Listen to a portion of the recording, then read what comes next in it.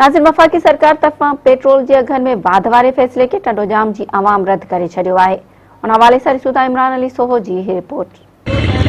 महांगाई सटियल अवाम मथां तब्दीली सरकार हिकु भेरो ॿीहर पेट्रोल बम किराए छॾियो आहे। पेट्रोल जेको आहे उन जी क़ीमतनि में वाध थी वई आहे। उन हिसाब सां जेके टंडोजाम जा शहरी आहिनि उहे असांखे छा था ॿुधाइनि, अचो तव्हांखे उन्हनि जी ज़बानी। गरीब माण्हू लाइ कुझु सोचे आवाम उहे अॻे ई परेशान आहे। आवाम तमामु असां जेको आहे इमरान ख़ान साहिब लाइ हिकिड़ो सुठे नमूने सां सोच करे त इमरान ख़ान साहिब खे वोट ॾिनासीं त बाबा असांखे कुझु न कुझु ग़रीब माण्हू खे बि को रिलीफ मिलंदो, पर अञा ताईं ग़रीब माण्हुनि खे लाइ को सोचियो कोन्हे त महिरबानी करे कुझु ग़रीबनि लाइ बि सोचनि। हाँ जी माण्हू दाऊं कनि था, चीखूं कनि था, कंहिंखे बि को अहसासु कोन्हे को। माण्हू चवंदा को बि चेक एंड बैलेंस वारो कोन्हे को। माण्हुनि जी उबती खलल आहिनि था पिया, माण्हू परेशान थींदा, ख़ुदकुशियूं कंदा।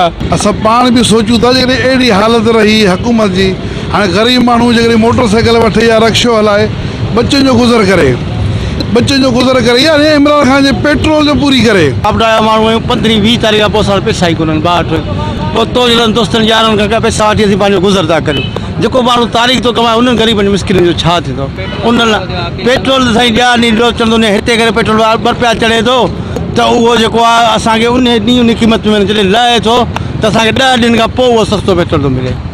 पोइ छा थींदो मुल्क जो। इमरान ख़ान वज़ीर आज़म आहे, कुझु पाकिस्तान लाइ ग़रीब आवाम ते ॾिया ॾींहुं वीचारो पैसे थींदी न। असांजो कुझु बि कोन पियो थिए, हाणे इलाही चढ़ी वियो आहे। असांजे बचत थिए कान बि, असीं पंहिंजे खीसे मां पिया ॾियूं। पेट्रोल महांगो थियो आहे, डीज़ल महांगो थियो आहे, हर शइ महांगो थियो आहे। ग़रीब माण्हू वञनि केॾां। ऐं मां असांजो 300 रुपया ॾियारी आहे। कंडे जो कयूं, अटे जो कयूं ऐं पेट्रोल जो कयूं, असां ॾाढा परेशान। इमरान खे अपील कयूं था सस्ता ई